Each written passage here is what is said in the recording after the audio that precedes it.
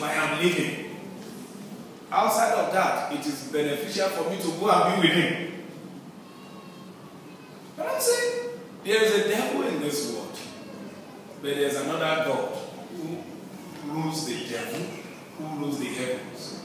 The one, if we put on, finally be the brethren, be strong in the Lord and in the power of his might. If we are strong in the Lord and in the power of his might, you will go through a season of sorrow as if it never happened.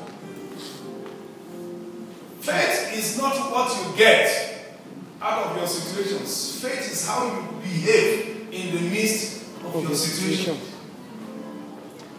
Not the product of your situation. It is how you behave. You had nothing, but it took you telling someone that you were broke. You waited on the Lord for the fruit of the womb, but you are so composed. I've preached to people severally that there is no other definition for grace. Grace is grace. The grace by which a woman gets married this year and she comes with a baby is the same grace by which another woman will be waiting for 4 years. You will understand why she's had so much peace. That's because you have not received that grace.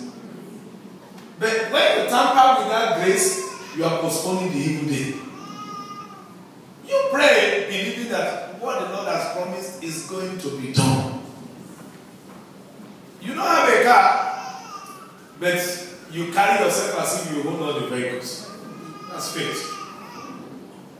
And somebody says, yeah, you better do this, you better do this so that next year you can have a car. You know that where God brings it from, He has more than enough. That's faith. The 3 Hebrew boys, the unbeliever was proposing to them the opposite of faith. He said to them, listen, you deny this God now and you escape this fiery furnace. So the boys speak back to him and said, listen, you don't understand the Bible. God is not a God that operates by my circumstance. That I'm sad does not mean that God is sad. My circumstance doesn't affect him in any way. So they said, listen, you want to throw us into the fiery furnace? The God that we serve is able to deliver us. But even if he does not, so God bringing me out of the fiery furnace does not confine me as God. If I come out of the fiery furnace, it's because there's still an assignment for me. If I perish in the fiery furnace, he is still God. That I have a job is not the reason why God exists. Because if you want to demonstrate his almightiness, he will feed me in the midst of my unemployment. And those who have jobs will be coming to borrow money. That's who God is. So you don't look at me the way I'm standing. Because the one who kept me at this level has all the details on why I'm still standing on this level. But you cast off your hope. Everybody comes. Oh, I will anoint your head. You get a husband next month. So they'll bring the flask. Wow. Because you want to marry. Singular marriage.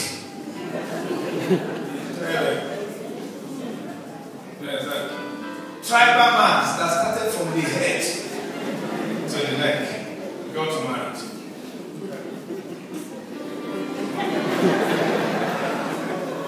Yeah, do you understand? But I'm waiting.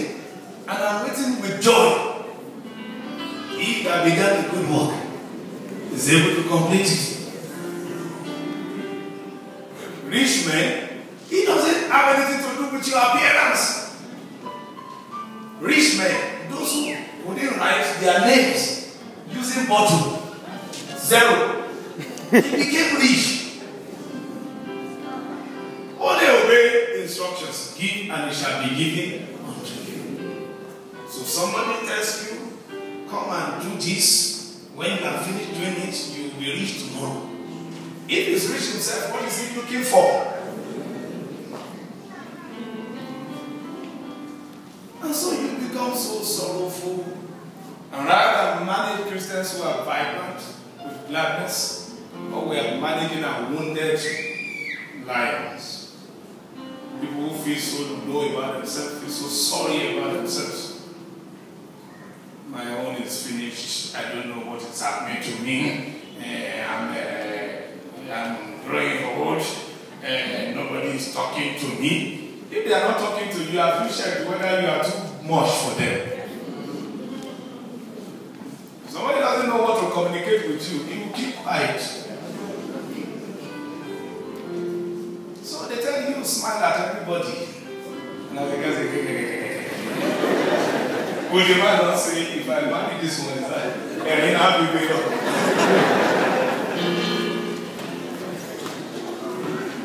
Say, do cat walk. Are you a cat?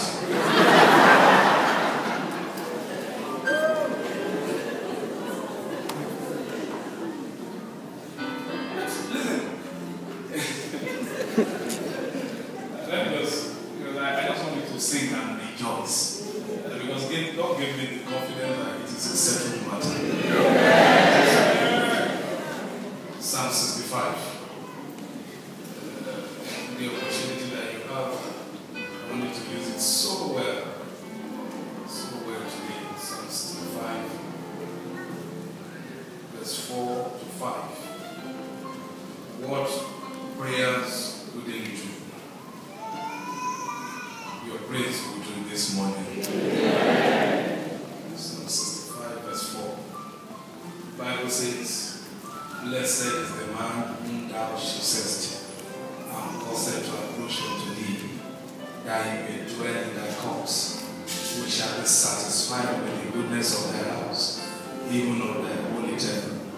By terrible things in righteousness, without answer us, O God of our salvation, who have the confidence of all the hands of the earth, and of them that are afar off upon the sea. Today is a day of terrible things, awesome things in righteousness.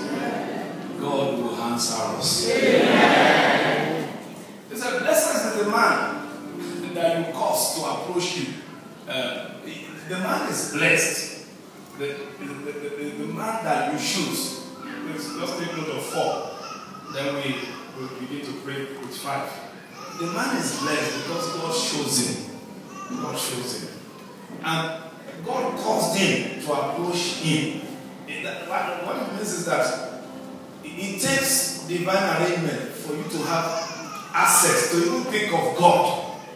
This man who woke up this morning, who dressed himself, who picked his Bible, and he told people he was going to the house of the Lord, is blessed. It's not everybody that has been thinking in that way. It's not everyone who thinks. So that you could think of God in itself, you are blessed. You chose him, you caused him to approach you. Then if it's you that is approaching, he shall be satisfied with the goodness of your house. Is you is going to. He's not going elsewhere. He's just following God. He's following God. That guy is already blessed. You know, you are looking at the blessing as material. Because from that day that I chose you, you were blessed. Moses was going to meet Pharaoh. Let my people go. That's what the Lord has said. Then he will come back to God and say, God, he won't let us go. What is it that you are going to do for us? To be out of the hands of this guy. And God said, listen, what I want to do for you, you will see it after you have left this terrain. You are going to worship me, but it's in the wilderness that you are going to worship me.